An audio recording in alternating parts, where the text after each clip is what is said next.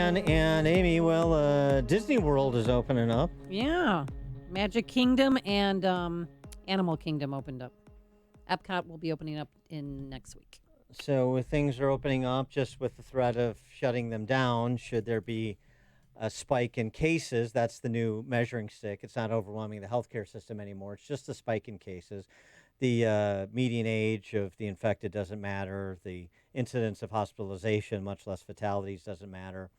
And the economic recovery doesn't matter that much either because, of course, that's just money. It's not actually, people's livelihoods. That's not their life. That's the argument, and that's the precedent that was set by the first round of knee jerk lockdowns. And so we're playing COVID 19 lockdown whack a mole. What does that mean for where you should be putting your money to the extent that you're going to have much of it by the time we get out of this and regain some sense of sanity? For more on the topic, we're pleased to be joined by the capitalist pig. He is Jonathan Hoenig. He's a Fox News contributor as well and author of a new textbook of Americanism, The Politics of Ayn Rand. Jonathan Hoenig, thanks for joining us. Appreciate it. Thank you, Dan and Amy. Yeah, I mean, look, it's cliche now. We've always talked about, the market hates uncertainty, the economy hates uncertainty. But now, I mean, there's more uncertainty in this economy than really I can ever have imagined. And it's not so much uncertainty about, how many Huggies Walmart is going to sell, but exactly, Dan, as you're alluding to, what is going to be government's response to the virus, not just in lockdowns or forced shutdowns as have already spiked unemployment, but also what's the fiscal response going to be? They've printed 2, 3, 4 trillion. I think after you get to 4 trillion, you can kind of just stop counting. They've printed trillions of dollars, flooded the market with that. So there's just innumerable countervailing forces now in this economy, making it very hard to decipher, and they're all coming from D.C. Well, you may not get that second round of checks as the Democrats and President Trump even have advertised after the announcement made by Texas Senator John Cornyn.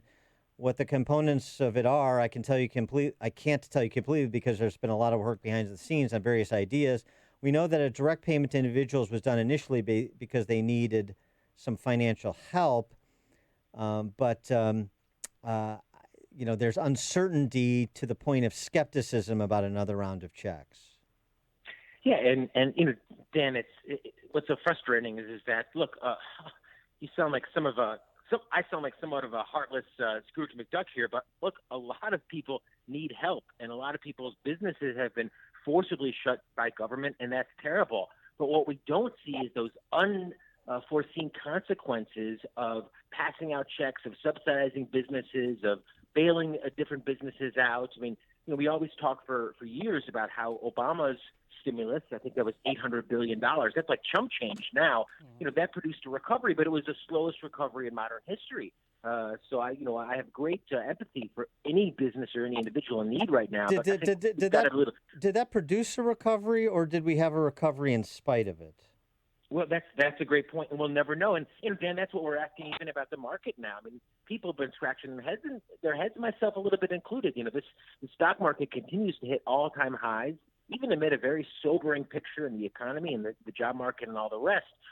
Is that a result of a strong economy, or is that a result of billions of dollars, trillions of dollars being printed and just being literally put into the marketplace? I mean, again, Dan, I look at it from the investment perspective, Dan and Amy, but government is buying corporate bonds now. They're literally subsidizing some of America's largest and biggest corporations to pretend that that's not going to have some follow-on effects 6 months, a year, 5 years down the line is to ignore all of economic history. And what if they extend that extra $600 a week to remain unemployed? How's that going to affect a month? Excuse me. Well, what we've generally seen is the more stimulus, the more aid that's been given, the longer the subsequent recovery has been.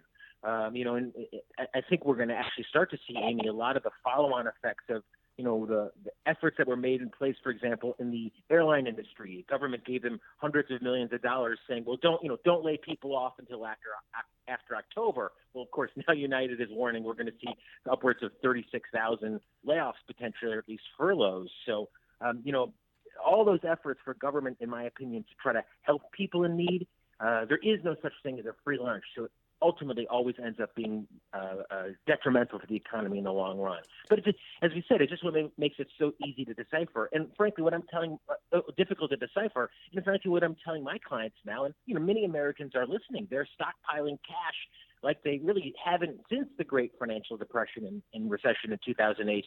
What I'm telling them, guys, is simply to have options open.